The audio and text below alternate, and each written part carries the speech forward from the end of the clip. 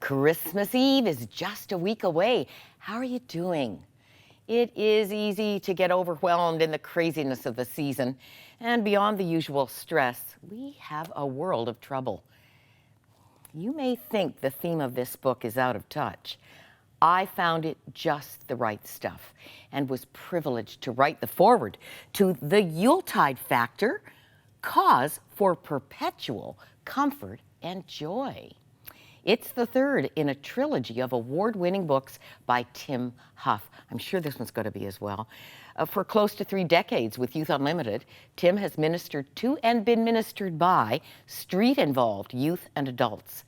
He's helped me to see my neighbor in unexpected places, and he's become a leading resource on poverty and homelessness.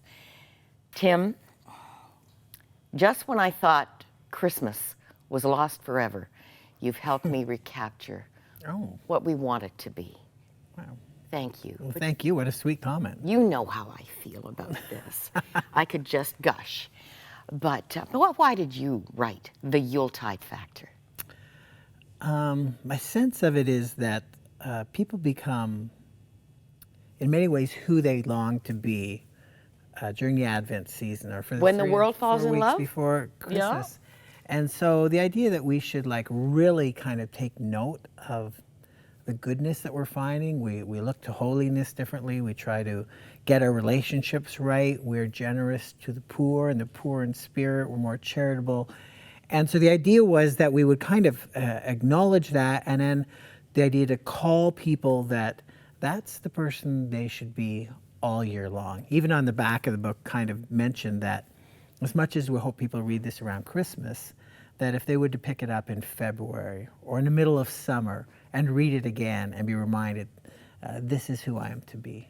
You want us to be Christmas people all year. Christmas people, to actually, take the noun of Christmas, make an adjective, we become a Christmas people, then to turn it into a verb and say, how do I Christmas all year long? People would have no idea. This is really a Christmas digest. It's a digest. It's not just marvelous, heartwarming stories. It's the history of songs and carols and traditions. And you've done an awful lot of work to make it special. That one took me 3.5 years to write, to really kind of pare it down to to look at the fullness of Christmas, of course, the nativity story, all of it coming back to that, but to look at some of our Christmas traditions and then look at the social justice component to this conversation. Maybe we'll get to some of those, but there's a reason I have this well-known figure here on our side table. Really, this is your alter ego at Christmas, a very busy time for you, Tim. And it started when your daughter was just 3? 3, yeah, and now she's 22. So it'll be my 19th year being a Santa Claus, and started just because I wanted to impress and surprise my little girl through the back window on Christmas Eve, and it turned into a much larger thing among friends and some of the supporters I have, and creating a Christmas Eve tradition where I do Santa Claus in people's backyards. And you've done it all the way to orphanages in Romania. Been to orphanages in Romania and group homes across Ontario and hospitals. And, But as you say, friends and neighbors know what you're up to at Christmas. So you kind of need Santa's sleigh, I bet you, to conquer this year, don't you? Well, it takes a lot of scheduling. You know, my version of a sleigh is a GMC pickup truck, but it works for this Santa, yeah. So I hear you're going as far as Newmarket? Oh, yeah. Yeah, for me, it's really an Oakville to Pickering would be the latitude of it, yeah. Well, I have something for Santa's sack. Oh, my. I think this is maybe not so much on that mission, but in a place where you've made a lot of history, I think this is a pretty prized item. Wow.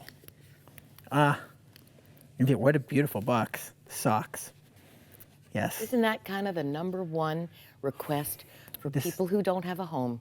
We discuss it in the book a lot. Thank you for this, Moira.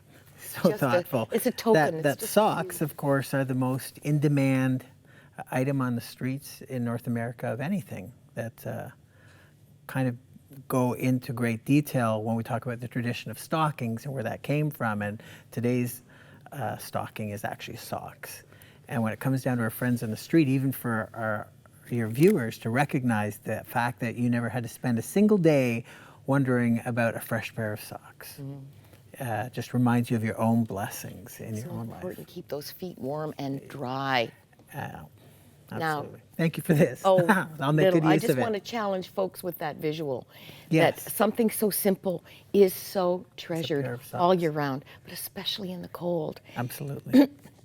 Things I didn't know about the history of Santa globally and up close. First appearance, December 2nd, 1905 at Eaton's in Toronto. 1913, a sleigh pulled 8 live reindeer from Labrador up Yonge Street in Toronto, your main haunt. Toronto, and the Santa Claus Parade in Toronto is like the longest running and the most famous Santa Claus parade in all of the world. Here's another little bit of trivia. Who doesn't recognize this guy? Little known fact, perhaps, he made the hit parade of all time. Yeah, the jazz album score that goes with that is like been in the top 10 for Christmas albums for like since it came out in 1960 in the mid 60s. Charlie Brown, and he'll never go away. Yeah. Charlie Brown Christmas. Oh, so many treasures. So many treasures. You know, in this month, I've had guests recently who've talked about the value of reaching beyond yourself.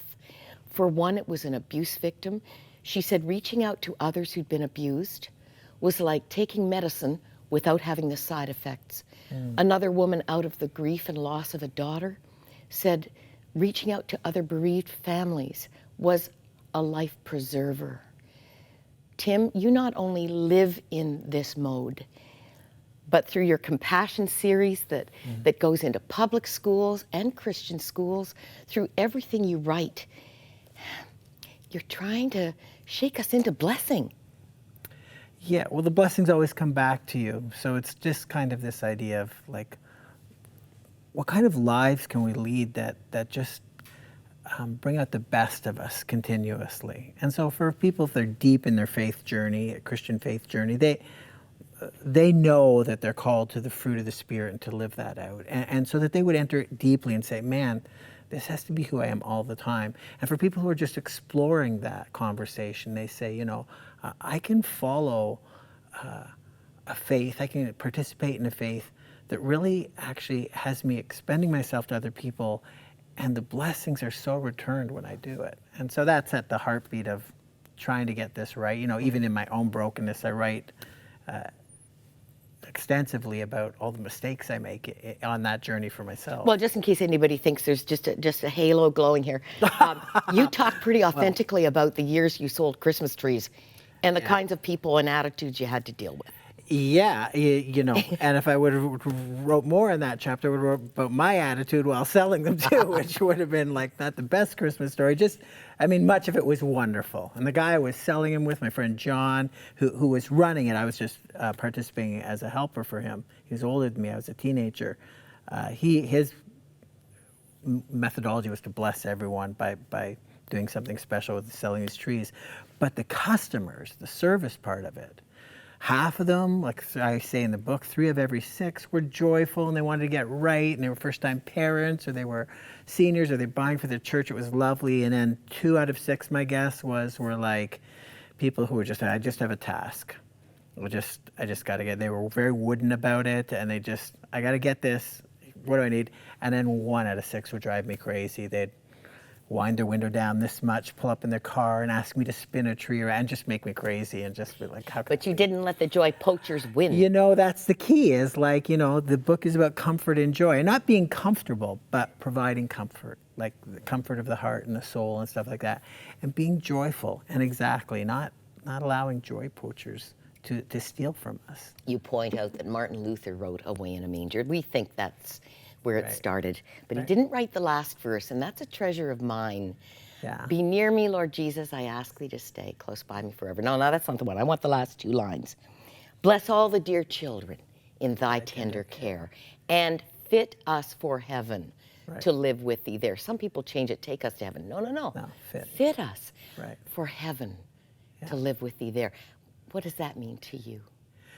Yeah, I mean, it's a bit of thy kingdom come, which is who I've met in different communities that I've spent with in the margins, that thy kingdom come, the idea that we're blessed, much like the shepherds who were like, were the least of these kind of in their society with influence and esteem and things like that. And the angels would come and visit there and tell them the good news first.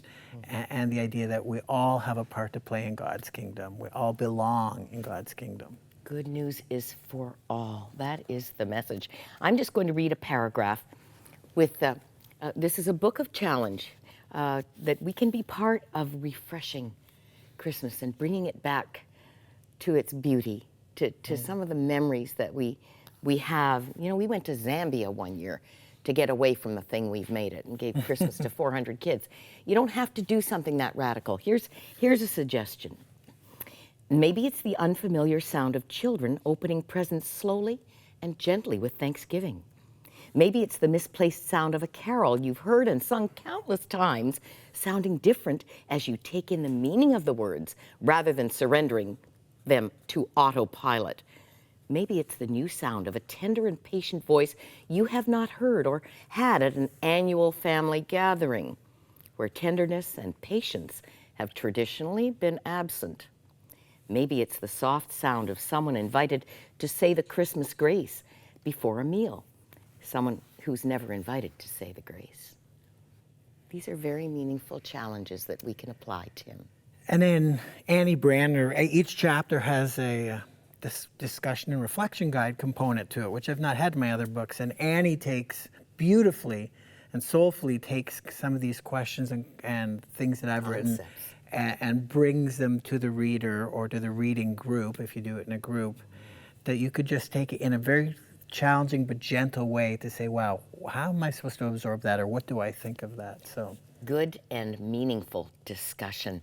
You will not look at Christmas the same way after reading the Yuletide Factor. And I've been giving it out early because I think it is part of preparation for Advent, which was also your intent. Right. Tim, just keep doing what you're doing. I know we'll be seeing you again. Thanks, In Moira. fact, we decided we couldn't do Christmas Day on this program without you. You'll be back. Yeah. Thanks so much. Thank you, Moira. The Yuletide Factor, yes, cause for perpetual comfort and joy. It is at our e-store. Merry Christmas, Tim. Merry Christmas.